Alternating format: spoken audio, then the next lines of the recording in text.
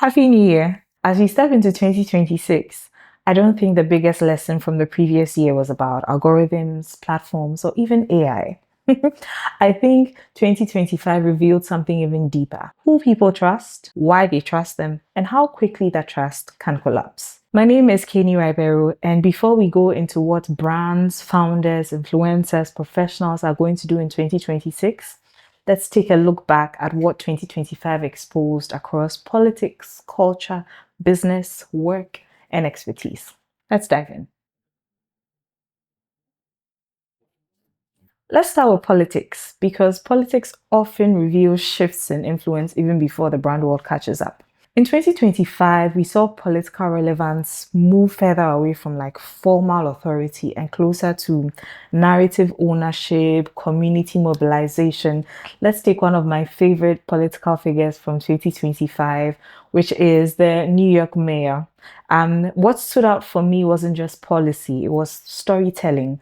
The candidate was able to frame identity, values, lived experiences, and he created such an emotional alignment with his populace rather than those who were purely relying on credentials. And even across Africa, we saw a rise in citizen-led engagement. We saw a lot more people raising up issues. We saw youth-driven advocacy. We saw digital participation that didn't wait for permission from formal institutions. And even in parts of Europe around elections and public debates, trust shifted towards the leaders that could communicate clearly and consistently rather than those who simply held the office. So, what's the key insight here? I think the key lesson for us is that 2025 showed us that influence today is less about position and more about active participation. What does that mean for us in 2026? It means that brands, founders, and institutions who still communicate only at people rather than with them will become increasingly irrelevant. So if you're listening to me today and you're thinking about what you need to do in terms of owning the narrative when it comes to power and influence, try to communicate with the people you're talking to. Talk to them, listen to them, and let that feedback influence how you speak back to them. Don't only speak at them and end the conversation there. Narrative clarity, values, and dialogue, most importantly, will matter more than any formality where power and institutions are concerned. One of the clearest lessons from 2025 came from musicians and cultural figures because some of them have mastered community and some of them did it long before brands even did. A strong example would be someone like Adekunle Gold. Over time, he has not just built fans, he has cultivated a whole community. He sends out a newsletter that makes his audience understand his values, his stories, his evolution. So when he extends into fashion, partnerships, or anything else, it feels aligned because they understand his journey. It doesn't feel like him just jumping onto opportunities because they are available. And globally, we've seen patterns with artists who treat their audiences as collaborators in the journey rather than just consumers of whatever they put out. But 2025 also showed us the cost of getting this wrong. And for this, we can take a look at the recent public fallout with Burna Boy, where the way an audience member was treated triggered backlash across his fan base. All of a sudden, whether or not it was intentional, the reaction was swift because communities now respond to how power is exercised, not just the music. The music is good, but the person that represents the music and how they handle life also matters. And we saw that very clearly with the Burna Boy example. So it's not just about being perfect, in case you're listening to this and saying, does that mean I can't make a mistake? It's really about posture.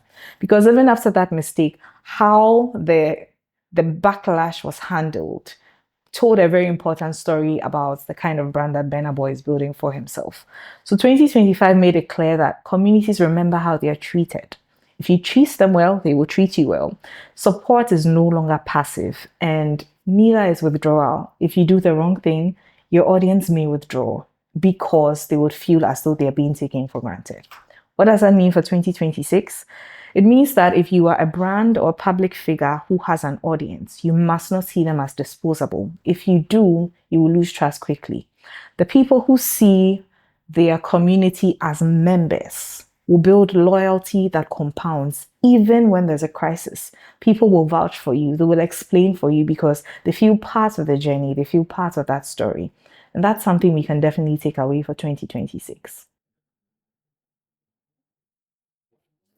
Now, let me talk directly to influencers, founder led businesses, and entrepreneurs because 2025 was a turning point for this particular group. In 2025, founder visibility stopped being optional. If you were a founder, it was important that you were being seen, that people could know your story. People stopped trusting logos alone. It was important that they trusted your face, they knew your face, trusted your voice, and could identify with your values.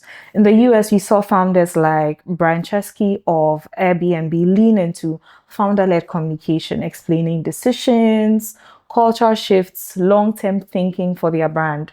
That kind of visibility didn't weaken the brand, it rather strengthened trust because we could identify a face, could hear a voice, and we could identify those values and connect with them. Across Africa, a lot of SME and startup founders who showed up consistently, either teaching, explaining, or contextualizing their work, built stronger customer loyalty than those who remained invisible. Even in Europe, we saw founder creators emerge where business owners were combining expertise with content, especially on LinkedIn and TikTok, earning credibility beyond their immediate markets. But we also saw the downsides because founders and influencers who built attention without accountability struggled. Visibility that didn't go with values became fragile. It was almost as if the audience became less patient with inconsistency, with poorly aligned endorsements or surface level expertise. What does that mean? In 2025, it was easy to get attention, so trust became expensive. It's very easy to turn on a camera and start speaking. So it became very important that if you would earn my trust, then you have to prove why I should trust in you. So, what does this mean in 2026? Founder led brands will outperform faceless brands, but only if those founders understand authority and how to use it. Visibility will not be enough. Influence will require responsibility, the weight of knowing how your thoughts, your actions, and your values impact the way your business and your personal brand are seen. And credibility will require restraint. You can't just turn on a camera and do whatever you want and not expect backlash. So if you're a founder-led business, even if you are looking to build credibility in 2026, you must exercise restraint. You must be intentional about how you come across with whatever it is you do, because people will only trust you if they see you as credible. Another major lesson from 2025 showed up clearly in the workplace. Employees increasingly build public visibility on LinkedIn, on YouTube, on TikTok, while many organizations were still operating as though reputation only lived inside the company.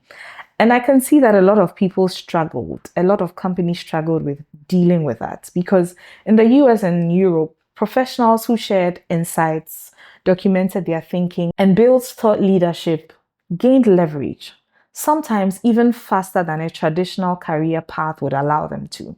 And not everyone knew how to handle that. Here in Africa, we saw a similar shift. We saw skilled professionals using visibility to attract global opportunities, clients, and speaking invitations. For a lot of companies, that created tension. Some employers benefited from their talent being visible, others felt threatened by it. And in 2025, the lesson was that silence is no longer professional safety because you can be let go today and your personal brand is what may open doors for you going forward. It also means that for 2026, organizations need to understand how to work with visible and credible employees. If they don't, the chances are that they will lose relevance. Their employees will outgrow them and their visibility will go further than them. It also means that professionals need to understand narrative control. Regardless of how competent you are, you must spend time in building a personal brand. Otherwise, chances are that you will get overlooked. We can't talk about 2025 without talking about AI, artificial intelligence. AI gave everyone access to information. All you had to do was have the internet and type in your prompt. But something unexpected happened.